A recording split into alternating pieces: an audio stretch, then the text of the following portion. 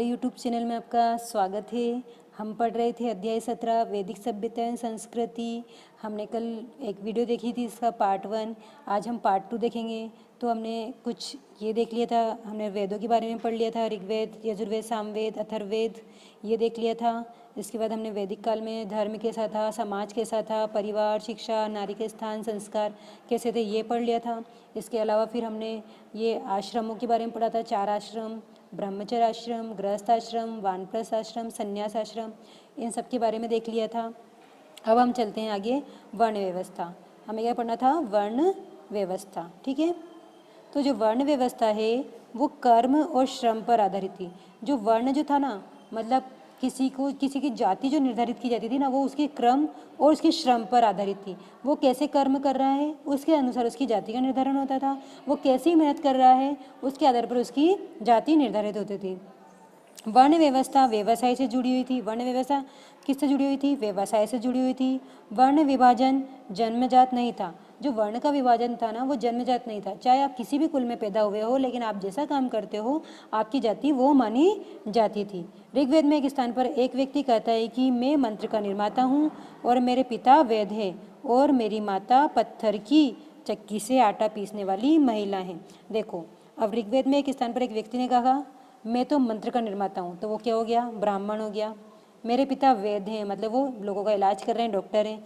जबकि मेरी माता क्या है? पत्थर की चक्की में आटा पीसने वाली महिलाएं। तीनों ही अलग अलग व्यवसाय हैं, तो तीनों ही अलग अलग परिवार में रहते हैं। तीनों का वर्ण अलग अलग हो चुका है यहाँ पर। तो वर्ण और व्यवस्था जो है किस पर आधारित थी? कर्म और श्रम पर आधारित थी। नोट कर लीजिए आप ये।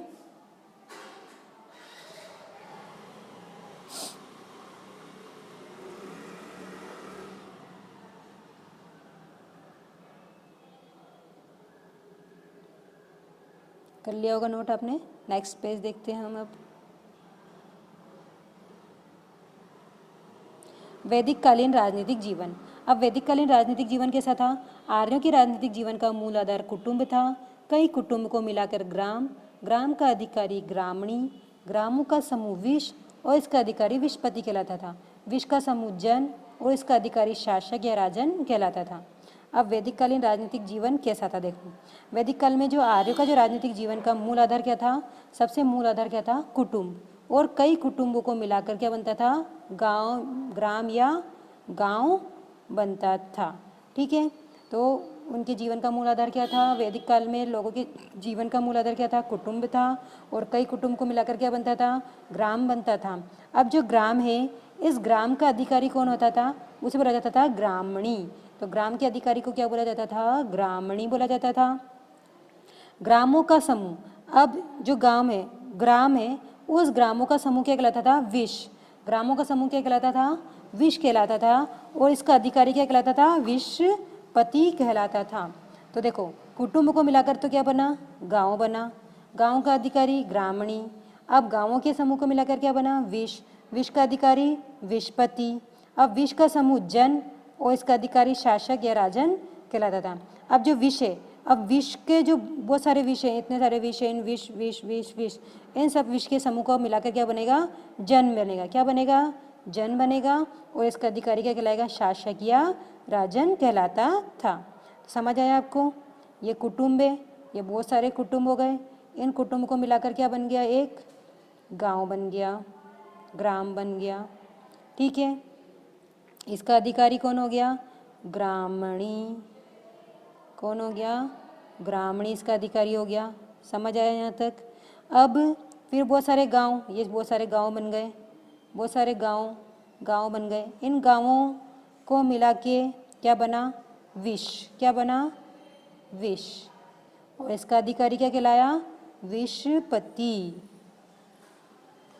विषपति कहला गया। ठीक है, अब बहुत सारे विष हो गए, ये विष हो गए, विष हो गए, विष हो गए, विष हो गए, बहुत सारे विष हो गए। इनका समूह क्या कहलाया? जन। क्या कहलाया? जन। और इसका अधिकारी क्या कहलाया? राजन। जन का अधिकारी क्या कहलाया? राजन या शासक। ठीक है, आगे चलते हैं। अब जो राजन है, सबसे मुख्य अधिकारी है, सबसे बड़ा यही हुआ।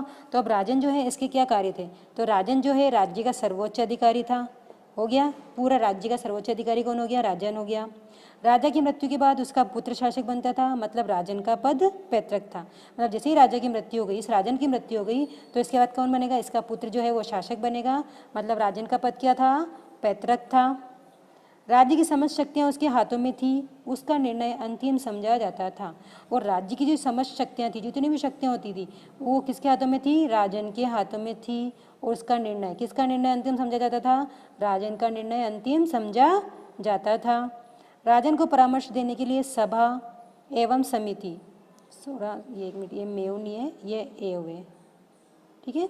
सभा एवं समिति दो संस्थाएं होती थी। राजन को परामर्श देने के लिए दो संस्थाएं होती थी, एक थी सभा और दूसरी का नाम क्या था? समिति। ये दो संस्थाएं होती थी। अब जो समिति है ये थी, सभा जो है, समिति जो है जनता के सदस्यों का संगठन था। अब समिति में कौन शामिल थे? सिर्फ जनता, जितनी भी जनता है उनका जो संगठन होता था वो क्या जाती थी? समिति। और सभा, सभा क्या होती थी? मुख्य पदाधिकारियों व विद्वानों की बैठक थी। सभा क्या थी? जो मुख्य पदाधिकारी हैं या बड़े बड़े जो विद्वान हैं उनकी जो बैठक होती थी उसे क्या बोला जाता था? सभा बोला जाता था। सभा व समिति राजा को वे पदभूत नहीं, यहाँ पे आएगा सॉरी, पदच्युत मतलब पद से हटाना,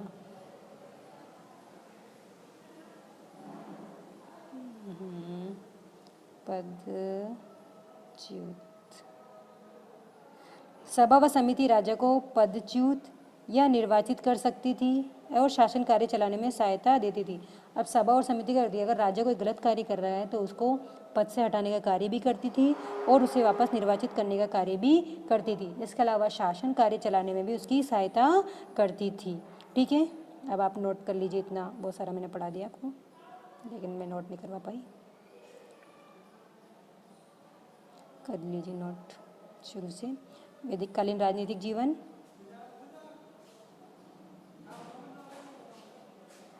आप नोट करिए, तब तक मैं पानी पीती हूँ।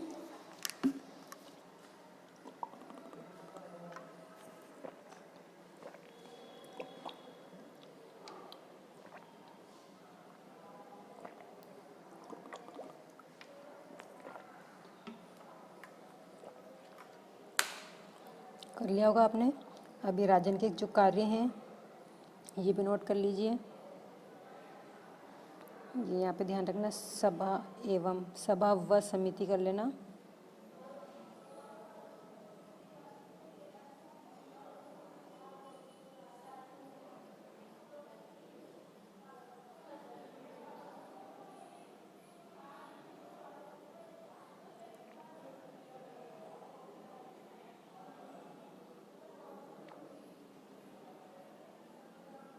कर लिया होगा नोट।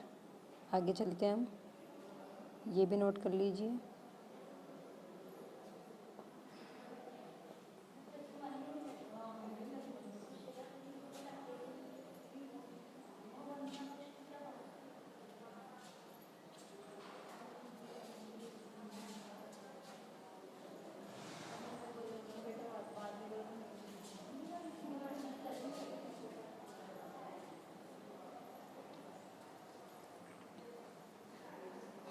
नोट कर लिया होगा अब आपने।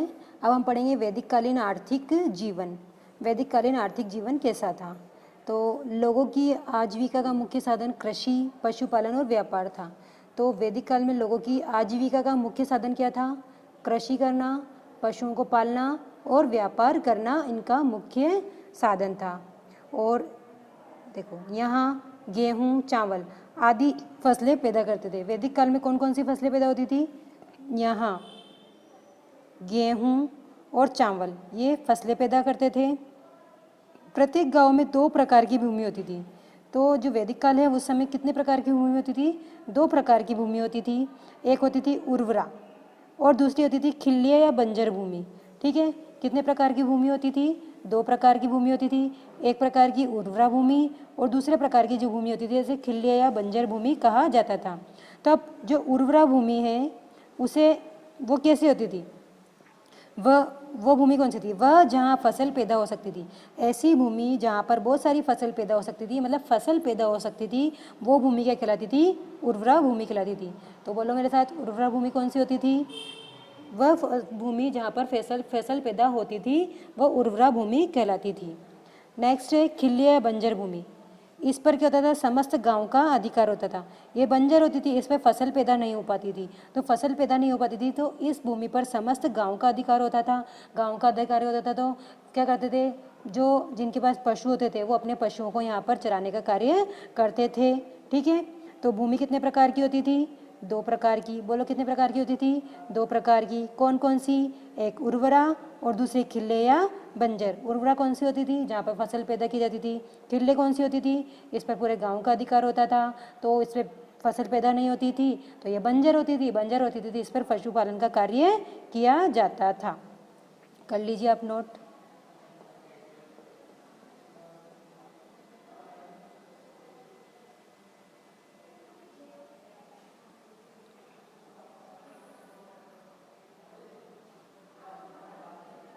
ठीक है, कर लिया होगा आपने।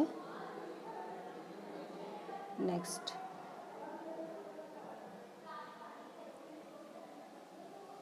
देखो वैदिक काल में कौन कौन से पशुओं का पालन किया जाता था। गाय, भैंस, भेड़, बकरी, घोड़ा आदि पशुओं का पालन करते थे। कौन कौन से पशुओं का पालन करते थे, बोलो।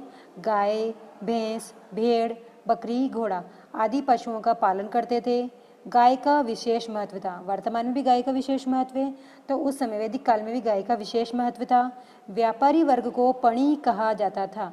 जो वर्ग व्यापार करता था उसे क्या बोला जाता था, पणी कहा जाता था। ध्यान रखना, स्पेशल मोस्ट इंपॉर्टेंट। व्यापारी वर्ग को क्या बोला जाता था, पणी कहा जाता था। व्यापार के लिए वस्तु विनिमय का प्रयोग होता था। व्यापार के लिए किसका प्रयोग होता था, वस्तु विनिमय का प्रयोग होता था। मतलब अगर मुझे किसी वस्तु की आवश्यकता है और दूसरे व्यक्ति के पास वो वस्तु है तो मैं बदले में उसको वो वस्तु दे दूंगा, उसको जो आवश्यकता है वस्तु, और मुझे जो आवश्यकता है वो वस्तु मैं उससे ले लूँगा। तो व्यापार के लिए कौन सी प्रणाली का प्रयोग किया जाता था, वस्तु विनिमय का। कौन से काल में, वैदिक काल में। ठीक है, ऋग्वेद के अध्ययन से पता चलता है कि उन दिनों निष्क नामक सिक्का भी प्रचलित था। कैसा सिक्का चलता था, निष्क नामक सिक्का प्रचलित था।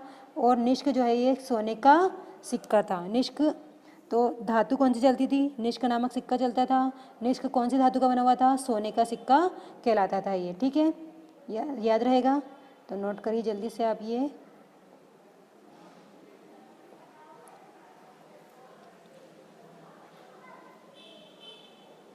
कौन कौन से पशुओं का पालन, गाय, भैंस, भेड़, बकरी, घोड़ा आदि पशु पालन करते थे। गाय का विशेष महत्व था। व्यापारी वर्ग को पणी कहा जाता था। व्यापार के लिए वस्तु विनिमय का प्रयोग होता था। और एक निष्क नामक सिक्का चलता था। और निष्क सोने का सिक्का कहलाता था। ये आया हुआ भी है, उस रीट में ही आया हुआ क्वेश्चन है, तो इम्पोर्टेंट क्वेश्चन है एक तरीके से। ये कर लिया होगा नोट। आगे चलते हैं हम, यह भी जाने। ऋग्वेद में कुछ नदियाँ, ऋग्वेद काल में कुछ नदियाँ बहती थी, तो उनके प्राचीन नाम क्या थे और वर्तमान नाम क्या थे। तो प्राचीन नाम में, जो वर्तमान नाम से अपन प्राचीन नाम याद करेंगे, तो काबुल। काबुल का जो है, काबुल उसका प्राचीन नाम क्या था, कुबा। काबुल का प्राचीन नाम क्या था, कुबा। बोलो, काबुल का प्राचीन नाम क्या था, कुबा। फिर है कुर्रुम। कुर्रुम का प्राचीन नाम क्या था, कुर्मदा। कुर्रुम का प्राचीन नाम क्या था, कुर्मुदा। फिर गोमल। गोमल का प्राचीन नाम क्या था, गोमती। ठीक है, गोमती को गोमल बोला जाता है वर्तमान में। स्वस्तु। स्वस्तु को वर्तमान में क्या बोला जाता है, स्वात। क्या बोला जाता है स्वस्तु को, स्वात। सिंधु को क्या बोला जाता है, सिंध। सिंधु को क्या बोला जाता है, सिंध।